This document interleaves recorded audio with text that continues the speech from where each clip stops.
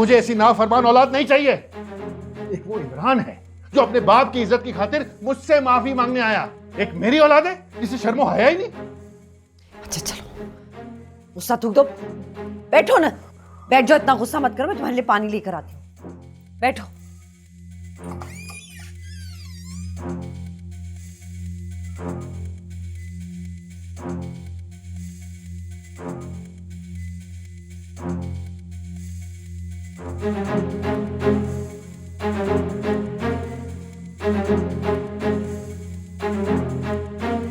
तुम्हारी शादी बतूल से ही होगी।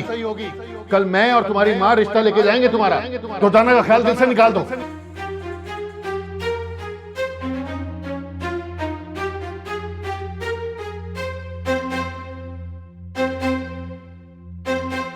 अगर तुम हाजरा खाला से उलझने की बजाय एक बार खालू नजीब से बात कर लो तो ज्यादा बेहतर नहीं?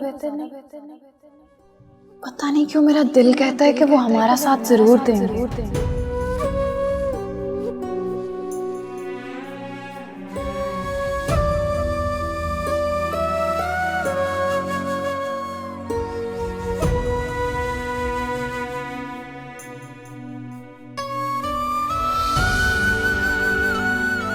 फहमीदा, अगर नौकरी मिल गई है तो परेशान क्यों हो?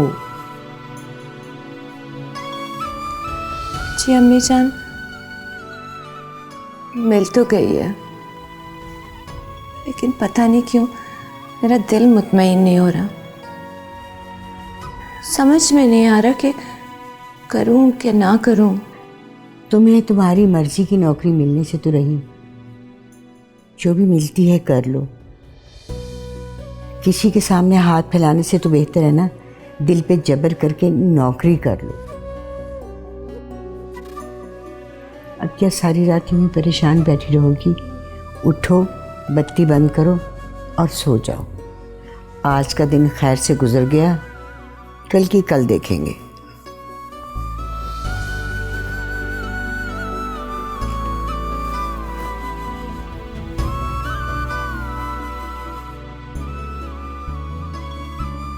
तुम हमारी अपनी हो, रिश्तेदार हो।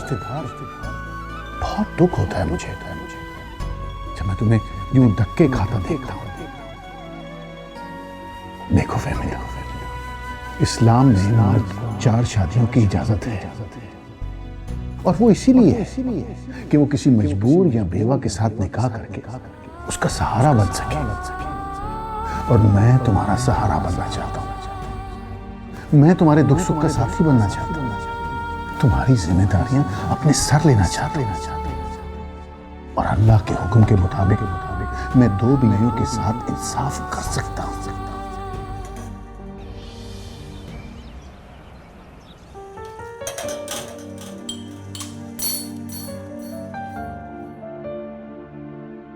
अच्छा अम्मी ठीक है, मैं जा रही हूँ। इतनी जल्द? अभी तो टाइम है बेटा। अम्मी आज एग्ज़ाम का फर्स्ट डे है, सेंटर ढूंढने में काफ़ी टाइम लग जाएगा, फिर सीट भी तो ढूंढनी होती है, इसलिए आज जल्दी जाना होगा। अच्छा ठीक है, फिर मैं भी तुम्हारे साथ चलती हूँ। क्यों? आप क्यों जाएंगी मेरे साथ? बेटा आज पहला दिन है, मैं तुम्हारे साथ जाऊंगी तो मुझे तसल्ली रहेगी और मैं जगह भी देख लूंगी। उसकी कोई ज़रूरत नहीं है, एकेडमी की 2-3 लड़कियां होंगी मेरे साथ, उन्हीं के साथ वापस भी आ जाऊंगी। आप बस दुआ कीजिएगा कि मेरा एग्ज़ाम अच्छा सा हो जाए। अच्छा बेटा तुम जाओ, अल्लाह तुम्हें कामयाबी दे। आमीन। अल्लाह हाफ़िज़। अल्लाह हाफ़िज़।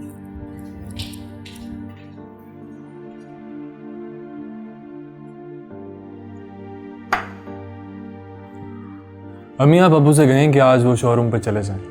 क्यों? कल तुमने खुद ही उन्हें कुछ दिन घर बैठने का मशवरा दिया, आज तुम ही कह रहे हो कि वो शोरूम चले जाएं। क्या मंसूबा बनाया तुमने? इतनी आसानी से मेरा मंसूबा आपको समझ नहीं आएगा।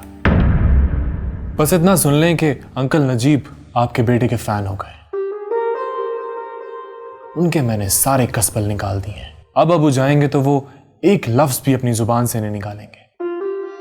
ये कैसे कर दिया तुमने? आप आम खाएं, पेड़ मत गिने। लेकिन फिर भी बताओ तो सही, क्या कहा तुमने उन्हें? अम्मी ये जो जुबान होती है ना, इसमें बहुत ताकत होती है। ये इंसान का सबसे बेहतरीन हथियार होता है। अगर इसका अच्छे तरीके से इस्तेमाल किया जाए तो दुश्मन दोस्त बन जाते हैं। और आपका बेटा जब बात करता है तो सामने वाले को अपनी मौत भी दिलकश दिखाई देती। अंकल नजीब क्या चीज है? तुम मुझसे कोई आसान सी बात नहीं कर सकते? सीधी तरह बताओ, क्या बात हुई तुम्हारी नजीब भाई से? अम्मी सीधी सी बात यह है कि मैंने अंकल नजीब से अबू की तरफ से माफी मांग ली है। उन्हें यकीन दिला दी कि वो ही घर में सबसे बड़े हैं। उन्हें इतना बड़ा बना दिया मैंने कि उन्हें ये लड़ाई झगड़े बहुत मामूली से लगने लगे हैं। उन्होंने हर बात भूल जाने का वादा किया है मुझसे। शाबाश मेरे बेटे, तुमने मेरा दिल खुश कर दिया। अम्मी इससे पहले कि कोई नया झगड़ा हो, आप जल्दी से अमजद और बतूल की शादी करवा दें। कैसे करवाऊं ये शादी? हाजरा आपा का फोन आया था, बता रही थी कि अमजद किसी तरह नहीं मान रहा। वो हर तरीका आजमा चुके हैं, पर वो अपनी जिद पे अड़ा हुआ है। इमरान, मुझे तो ये रिश्ता होते नजर नहीं आता। अम्मी ये रिश्ता होना चाहिए, हर कीमत पर होना चाहिए। लेकिन सवाल तो ये है कि कैसे हो? अब क्या सोच रहे हो तुम? मैं आपको बताता हूं ये रिश्ता कैसे हो। आप फुप्पो के घर जाएं और उन्हें कहें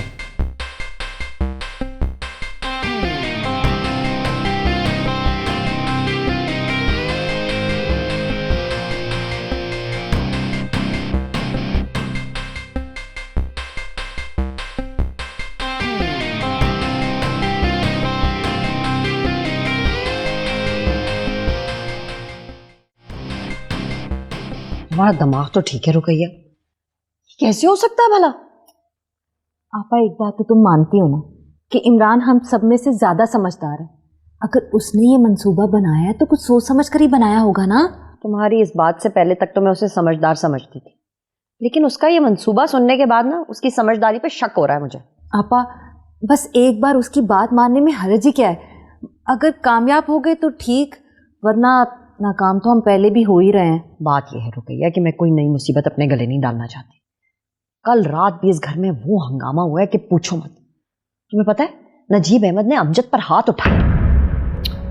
मुझसे तो वो पहले ही नाराज था, बाप से नाराज होकर पता नहीं सुबह सवेरे घर से कहाँ निकल गया। और जो भी हो, है तो मेरी औलाद ना, मेरा तो दिल छलनी हो गया। आपा, तो फिर यही मौका ही तरकीब लड़ाने का। जरा सोचे, इस तरह अमजद को आपसे कोई गिला भी नहीं रहेगा और सारे मसले भी हल हो जाएंगे।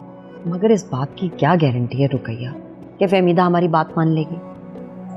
इस बात की कोई गारंटी तो नहीं है, लेकिन अगर वो बात ना भी माने तो इससे हमारा क्या बिगड़ेगा?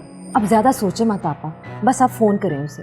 एक बार फिर सोच लो रुकैया, उस औरत के कदम मेरे घर में कभी कोई खैर की खबर नहीं लाई। कुछ नहीं होता आपा, जहां हमने इतना सहा है, थोड़ा और सही। आप फोन में लाएं बस उसे।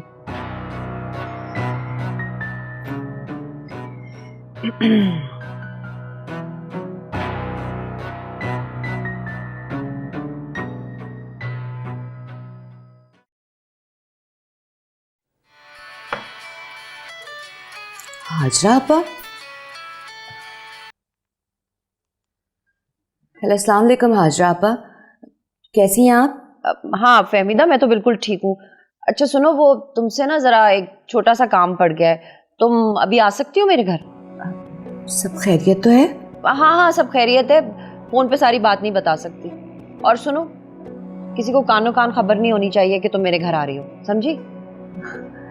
आपा परेशान क्यों कर रही हैं? अगर कोई बात है तो बता दीजिए। फहमीदा क्या हो गया है? फोन पे ना इस तरह सवाल जवाब करके वक्त जाया मत करो, बस कह दिया ना आ जाओ। हाँ इतना बता देती हूँ तुमको कि तुम्हारे भले के लिए तुम्हें यहाँ पे बुला रही हूँ। अच्छा, मैं अभी आती हूँ। सही है, मैं इंतजार कर रही हूँ, आ जाओ। अल्लाह हाफिज।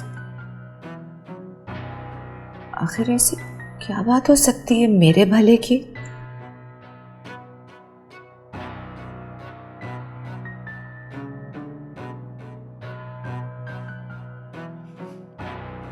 किसी का फोन आया था फहमीदा?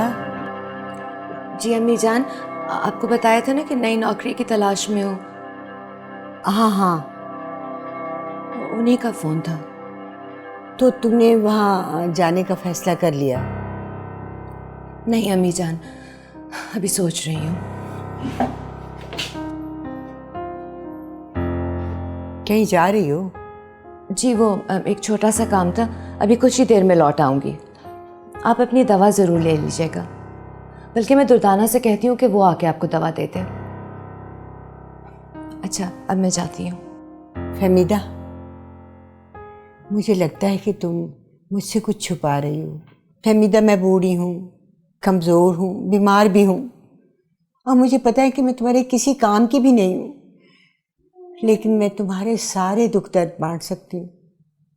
तो मुझे बताओ अगर कोई बात है तो। नहीं अम्मी जान, ऐसी कोई बात नहीं है। अच्छा कोई बात नहीं तो फिर खड़ी क्यों हो?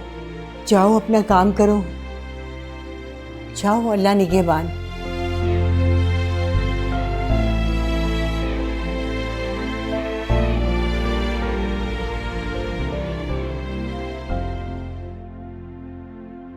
रुकैया, नजीब अहमद को अगर पता चल गया ना कि मैं तुम्हारे साथ मिलके फहमीदा के साथ ये खेल खेल रही हूँ ना, तो उसने तो मुझे जिंदा नहीं छोड़ना। वैसे ही आजकल इतने गुस्से में रहता है। आपा, जितनी चालें वो फहमीदा चलती है, उनका मुकाबला करने के लिए हमें भी तो कोई चाल चलनी है ना।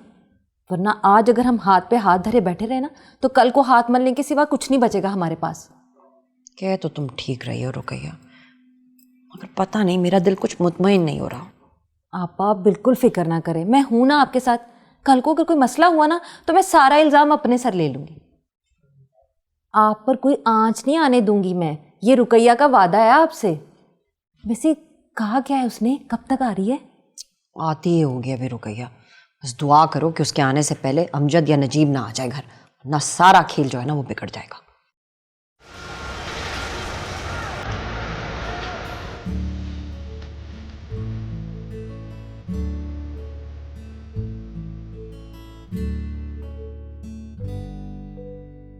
आखिर क्या बात हो सकती है? हाजरा आपा ने पहले तो कभी मुझे इस तरह नहीं बुलाया। हाँ, हो सकता है कि नजीब ने उनसे अमजद और दुर्दाना के रिश्ते की बात की हो। हाँ, यही बात हो सकती है। या मेरे मौला मेरे लिए आसानियां पैदा कर दे, मुझे और मेरी बेटियों को किसी और आजमाइश में मत डालना मेरे अल्लाह।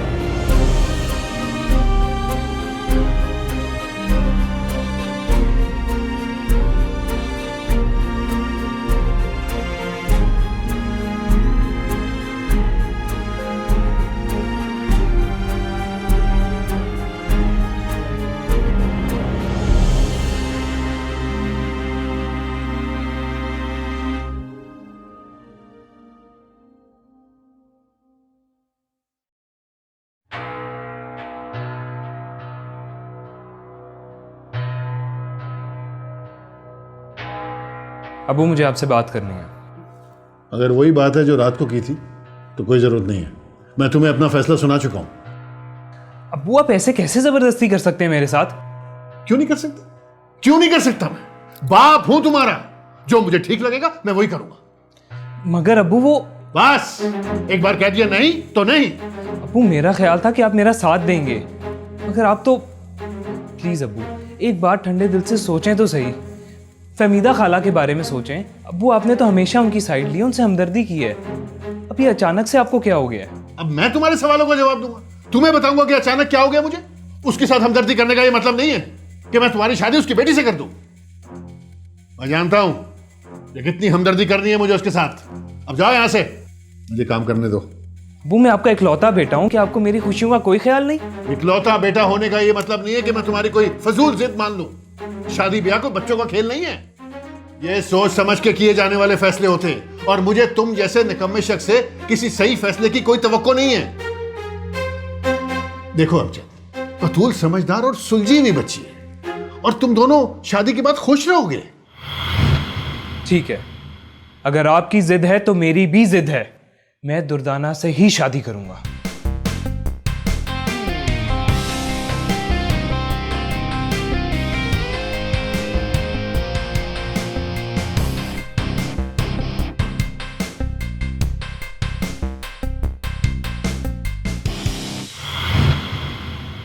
आओ आओ फहमीदा, आओ आओ बैठो। अस्सलाम वालेकुम आपा। वालेकुम। आपका सब खैरियत तो है? आपका फोन सुन के तो मैं घबरा ही गई थी। आपने पहले तो कभी मुझे इस तरह से नहीं बुलाया। हाँ हाँ, सब ठीक है, बस तुमसे कुछ जरूरी बातें करनी। अच्छा वो भी कर लेते, पहले ये बताओ कि क्या खाओ पियोगी? चाय लाऊं तुम्हारे लिए? मैं कुछ भी नहीं पीऊंगी, आप पहले मुझे ये बताते हुआ क्या है। एक बहुत बड़ी मुश्किल आन पड़ी है हमारे सरों पे, तुम्हारी मदद चाहिए हमें फहमीदा। मेरी मदद? मैं भला क्या मदद कर सकती हूँ? अरे तुम ही तो हमारी मदद कर सकती हो फहमीदा। हमारे शौहर तो पहले ही तुम्हारी बात मान गए, अब हमारे बच्चे भी तुम्हारी बात मानने लगे। हम तो अपने बच्चों के सामने बेबस हो गए। मैं कुछ समझी नहीं आपा। मैं समझाती हूँ तुम्हें फहमीदा। असल बात यह है कि हाजरा आपा और मैंने अमजद और बतूल की शादी करने का फैसला किया, मगर अमजद ने तो जिद लगा रखी है कि वो बतूल की बजाय दुर्दाना से शादी करे। तुम तो जानती हो आजकल के लड़कों को, उन्हीं लड़कियों से शादी के ख्वाहिशमंद होते हैं जिनसे शादी से पहले ही उनका मेल जोल हो जाए। मैंने तो अपनी बतूल को कभी घर पे अकेला नहीं छोड़ा। मैं तो होती हूँ, उसका बाप और भाई भी हमेशा उसके सर पे रहते हैं, यहाँ तक कि वो हमारी मर्जी के खिलाफ जाके किसी से फ़ोन पे बात तक नहीं कर सकते। अब तुम्हारी बेटियों का मामला थोड़ा मुख्तलिफ है। अब हम तुम्हें कसूरवार नहीं ठहरा रहे, लेकिन सच बात तो यही है ना कि तुम तो सारा दिन घर पे होती ही नहीं हो। बेटियां तुम्हारी सारा दिन घर पे अकेली होती हैं। कौन आ रहा है कौन जा रहा है, अब तुम्हें इसका क्या पता। ऐसी बात नहीं है रुकैया आपा, अम्मी जान हमेशा उनके साथ होती है, उन्हें कभी अकेला नहीं छोड़ती। अरे रहने दो फहमी, माँ जी को तो अपना होश नहीं होता, लड़कियों का क्या खास ख्याल रखती होंगी वो। वैसे भी इस बहस के लिए तुम्हें यहाँ पे नहीं बुलाया। साफ साफ बात यह है फहमीदा कि हमने अमजद और बतूल की शादी का फैसला कर लिया और जुल्करनैन और नजीब भी यही चाहते हैं। अब कल इसी बात के ऊपर नजीब अहमद ने अमजद के साथ मारपीट भी की, मगर वो किसी तरह राजी ही नहीं हो रहा। फहमीदा मेरा अकलौता बेटा और मैं किसी भी तरीके से उसे खोना नहीं चाहती। आपा अगर वो इतनी जिद कर रहा है तो उसकी शादी कर दे दुर्दाना से। दुर्दाना कोई गैर तो नहीं है, आपका भी तो रिश्ता है उसके साथ। ये खुदगर्ज मत बनो फहमीदा, तुम चाहती हो कि तुम्हारी बच्ची का रिश्ता हो जाए, और जो रिश्ता हम लोगों ने अपने बच्चों के लिए सोच रखा है वो हम तोड़ दें। आपा दुर्दाना बिन बाप की बच्ची है, उसने बहुत महरूमियां देखी है अपनी जिंदगी में। अगर आप उसे अपनी बेटी बना लेंगी आपकी बहुत खिदमत करेगी, सारी जिंदगी दुआएं देंगी आप उसे। खिदमत वो करती है फहमीदा जैसे घर के बड़े जो हैं वो खुद अपनी रजामंदी से लेकर आए। वो खिदमत नहीं करती जो इश्क माशूकी के जरिए आकर मुसल्लत हो जाए, और तुम्हारी बेटी हम पे मुसल्लत होना चाहती है, हुकूमत करना चाहती है। बड़े अफसोस की बात है फहमीदा, तुम मेरे सामने ही आपा को कह रही हो कि मेरी बेटी से रिश्ता तोड़ के वो तुम्हारी बेटी से कर दे। नहीं नहीं आपा, आप मुझे गलत समझ रही हैं। मैं तो सिर्फ ये कह रही हूँ कि हमें रिश्ता करते वक्त चूंकि खुशी का तो ख्याल रखना चाहिए। अगर आप अमजद और बतूल की शादी जबरदस्ती करवा देंगी तो वो कभी खुश नहीं रहेंगे। उसकी तुम फिक्र मत करो, बस तुम मेहरबानी करके हमारा एक काम कर। कौन सा काम? देखो फहमीदा, मुझे मालूम है कि अमजद आसानी से नहीं मानेगा, इसीलिए हमने ये फैसला किया है कि हम अमजद का रिश्ता लेकर तुम्हारे घर आएंगे, लेकिन तुम साफ इनकार कर देना। हाँ, साफ मना कर देना अमजद और दुर्दाना की शादी के लिए। पापा मैं ऐसे कैसे कर सकती हूँ, इस तरह तो मेरी बेटियां मुझसे नाराज हो जाएंगी। देखो फहमीदा, तुम पहले ही बहुत गलतियां कर चुकी हो। हमने तो ये फैसला किया था कि तुम्हें कभी भी अपने किसी दुख सुख में शामिल नहीं करना, मगर अब किस्मत तुम्हें एक और मौका दे रही। अगर तुमने हमारी बात मान ली ना तो हमारे सारे गिले शिकवे दूर हो जाएंगे और हमारा दिल तुम्हारी तरफ से बिल्कुल साफ हो जाएगा। खुदा के लिए मेरी बेटियों पे तरस खाए, इस तरह आपका मकसद तो पूरा हो जाएगा, मगर मैं सारी जिंदगी उनसे नजरें मिलाने के काबिल नहीं रहूंगी। इन यतीम बच्चियों की बद्दुआएं मत ले, रहम करे उन पर। देखो फहमीदा, हम तुम्हारे साथ कोई ज्यादती नहीं करना चाहते। अगर तुम अमजद और बतूल की शादी करवाने में हमारी मदद करोगी ना तो मैं तुमसे वादा करती हूँ मैं अपने बेटे इमरान की शादी तुम्हारी बेटी गुलनाज से करवाऊंगी। सच कह रही हूँ मैं तुमसे, इमरान भी तुम्हारी बेटी गुलनाज को पसंद करता है, वो मुझे बता चुके हैं। जिस दिन उसने मुझे बताया था ना, मैंने तो उसी दिन फैसला कर लिया था कि मैं गुलनाज को ही अपनी बहू बना कर लाऊंगी। बस एक बार मुझे अपनी बेटी की जिम्मेदारी से सुरखरू होने दो, मैं तुम्हारी बेटी को ब्याह कर अपने घर ले आऊंगी। अब इससे ज्यादा और क्या अच्छाई कर सकते हैं हम तुम्हारे साथ? बताओ, तुम्हें मंजूर है कि नहीं? वो तो ठीक है, लेकिन मेरी दुर्दाना, मैं अपनी दुर्दाना को क्या जवाब दूंगी? अब ये तो तुम्हें खुद ही सोचना पड़ेगा। देख लो फहमीदा, दोनों के चक्कर में एक भी गवाह ना देना। गुलनाज की शादी इमरान से हो जाएगी ना तो दुर्दाना के लिए भी अल्लाह कोई सबब बना ही देगा। फिर हम भी तो है ना, हम ढूंढेंगे उसके लिए कोई अच्छा रिश्ता। अगर तुम्हें ये मंजूर है ना तो बताओ, कल ही हाजरा आपा रिश्ता लेकर आएंगी तुम्हारे घर। ठीक है, जैसा आप लोग चाहे। शाबाश। जैसे ही हमसे और बतूल की शादी होगी ना, उससे अगले दिन ही हम गुलनाज और इमरान की बात पक्की कर देंगे।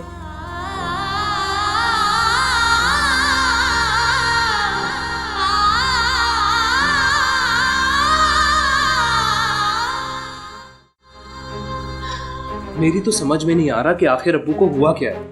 वो किसी भी सूरत तुम्हारे और मेरे रिश्ते के लिए तैयार नहीं। मेरा तो ख्याल था कि वो ये सुन के खुश हो जाएंगे कि मैं तुमसे शादी करना चाहता हूँ, लेकिन उन्होंने तो हद कर दी। मेरी बात सुनने से पहले ही अपना फैसला सादिर कर दिया।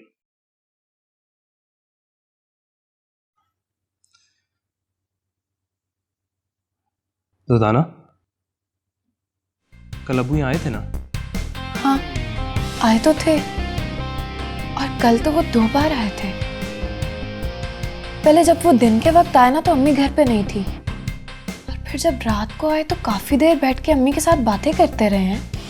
क्या बात हुई थी उनकी खाला फहमीदा से? पता नहीं, ये तो मैं नहीं जानती हूँ। मैं तो बस गई थी और चाय देकर आ गई, मगर उस वक्त तो अमजद उन दोनों का बहुत अच्छा मूड था। मुझे लगता है कि उन दोनों के दरमियान जरूर कोई बात हुई है, जिसकी वजह से अब्बू तुम्हारा और मेरा रिश्ता नहीं चाहते। आखिर ऐसी क्या बात हो सकती है उन दोनों में? तुम्हें पता है, कल पहली दफा अब्बू ने मुझ पर हाथ उठाया। पहले कभी उन्होंने इतना गुस्सा नहीं किया। मुझे यकीन है कोई बात तो जरूर हुई है। तो मुझे कुछ भी समझ में नहीं आ रहा। अगर खालू ना माने तो? कुछ नहीं होगा दुर्दाना, मैं फैसला कर चुका हूं। अब मैं घर नहीं जाऊंगा, यहीं रहूंगा। यहाँ पर? मैं बच्चा तो नहीं हूं, अपनी जिंदगी के फैसले खुद कर सकता हूं। अगर खाला फहमीदा ने साथ दिया तो हम दोनों शादी कर लेंगे। और जहां तक बात रही अम्मी अब्बू की, अम्मी अब्बू को अगर मेरी खुशी का ख्याल नहीं है ना तो मुझे भी कोई फर्क नहीं पड़ता। मैं तुमसे ही शादी करूंगा। खाला फहमीदा को तो कोई एतराज नहीं होगा ना?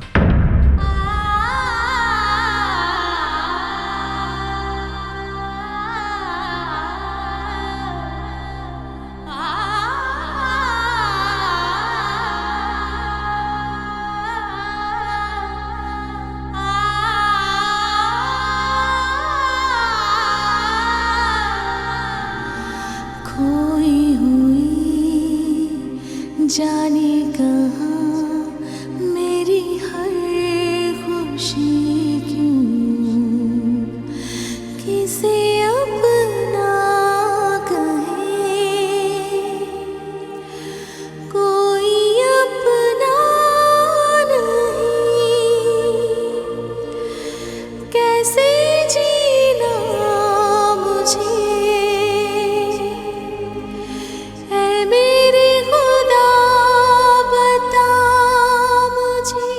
वैसे मान गई हूँ तुमको रुकैया, ऐसी चाल चली है तुमने कि फहमीदा चारों शाने चित्त होके रह गई है।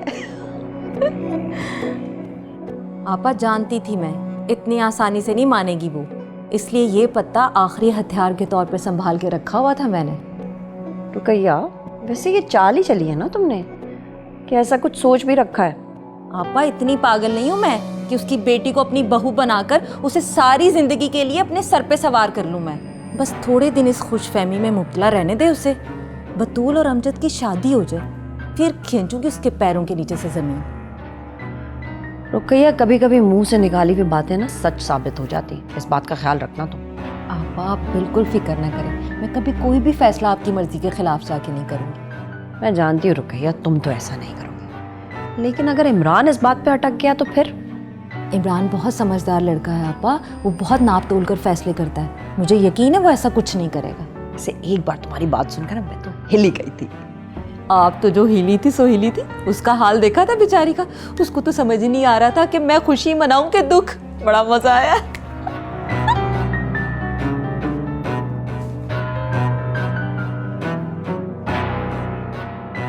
कोई आया है क्या? अमजद आया हुआ है। आपने बाहर उसकी बाइक नहीं देखी है क्या? नहीं, मेरा ध्यान नहीं गया उस तरफ। उसके ना सर में बहुत दर्द हो रहा था, तो मैंने सोचा कि मैं उसको चाय पिला दूं। बेचारा बहुत परेशान है अम्मी। लाओ चाय मुझे दो, मैं उसे दे देती हूँ। अरे आप थक गई होंगी ना, आप आराम कर लीजिए, मैं जाकर दे देती हूँ। मैंने कहा ना मैं दे देती हूँ।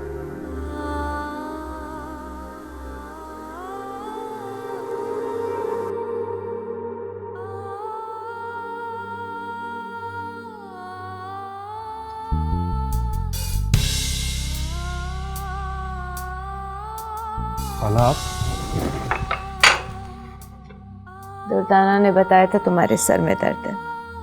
जी खाला, रात सही तरह से सो नहीं सका और सुबह जल्दी घर से निकल आया, बस इसीलिए।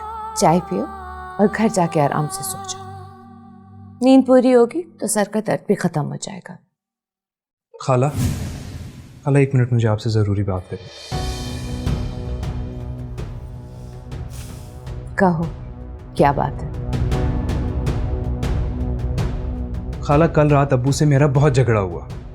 अम्मी को तो आप जानती हैं, मैं उनकी किसी बात को सीरियस नहीं लेता, लेकिन अब्बू ने बहुत ज्यादती की मेरे साथ, बहुत मारा मुझे। कभी सोच भी नहीं सकता था कि वो मेरे साथ ऐसा सलूक करेंगे। क्यों मारा उन्होंने तुम्हें? असल में अम्मी मेरी शादी बतूल से करना चाहती हैं। मैंने इनकार किया तो बस भड़क गए। कहते हैं रिश्ता वहीं होगा जहां अम्मी चाहती हैं। पता नहीं कल से उन्हें क्यों अम्मी की हर बात सही लगने लगी। खाला, मैंने फैसला किया, मैं अब घर वापस नहीं जाऊंगा। घर नहीं जाओगे तो कहाँ जाओगे? यहीं रहूंगा आपके पास। खाला, आपने हमेशा माँ से बढ़ के मेरी ख्वाहिशात का ख्याल रखा। अभी तो मेरी माँ की तरह है ना। अब जब तक उन्हें अपनी गलती का एहसास नहीं होता, मैं घर वापस नहीं जाऊंगा।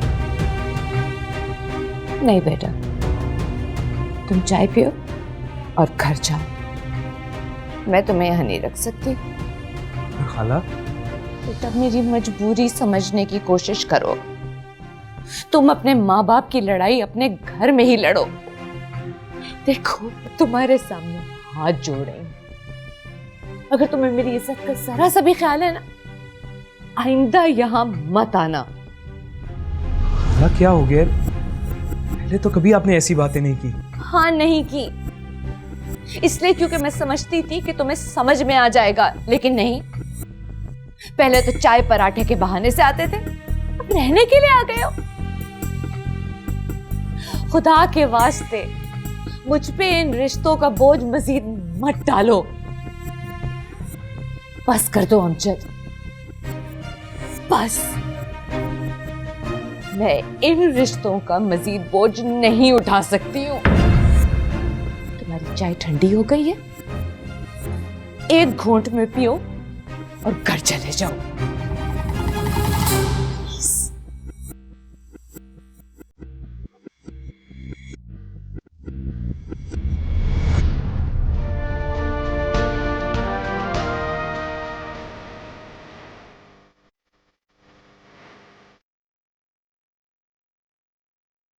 अमजद, अमजद प्लीज मेरी बात सुनो। अमजद,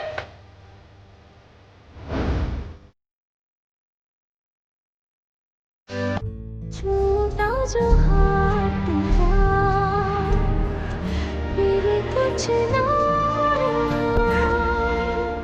क्यों गले मिले, है मेरे खुदा बता मुझे, है जिन जैसे रूठे बुलाया,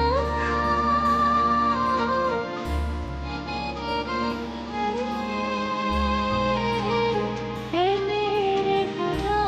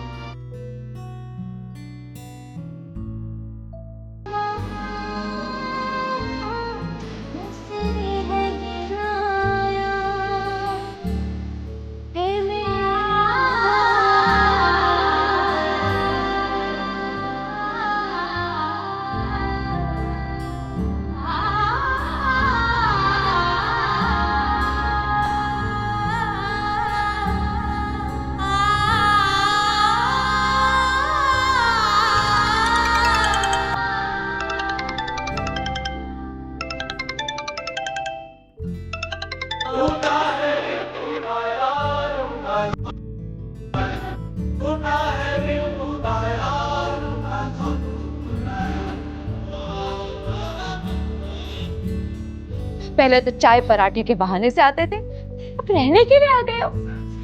खुदा के वास्ते मुझ पे इन रिश्तों का बोझ मजीद मत डालो।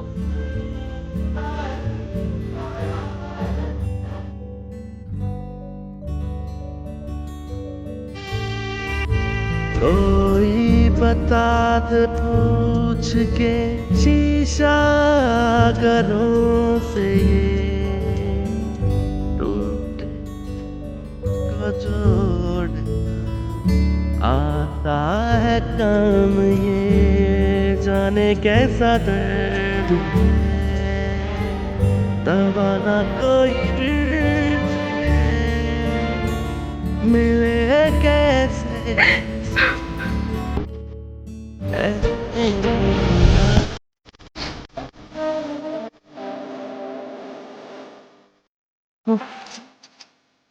ये सारी दवाइयाँ पता नहीं, ये तो ज़िंदगी ख़त्म हो जाएगी, ये नहीं ख़त्म होने वाली। लेकिन आप कौन सी लेनी है फहमीदा? फहमीदा इनमें से बता दो कि इस वक्त मैंने कौन सी दवाई लेनी है। तुम भला क्यों सुनने लगी मेरी? लगता है अपनी किसी चचेरी बहन से मिल के आई है। कितनी बार मैंने कहा है कि वो तुमसे जलती हैं, पर तुम मेरी क्यों सुनोगी? आगे कभी सुनी है मेरी तुमने? मेरा क्या है, मैं तो घर में बेकार सामान की तरह पड़ी हुई हूँ, मजबूर, बेकस, लाचार।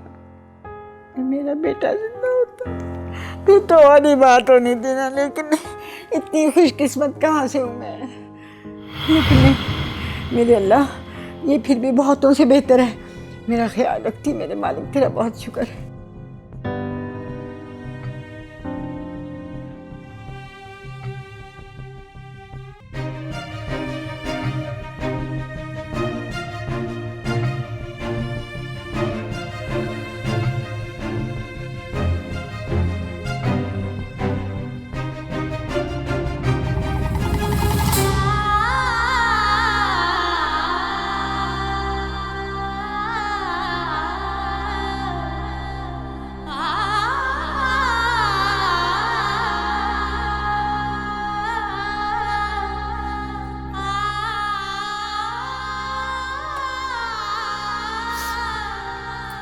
बेटा,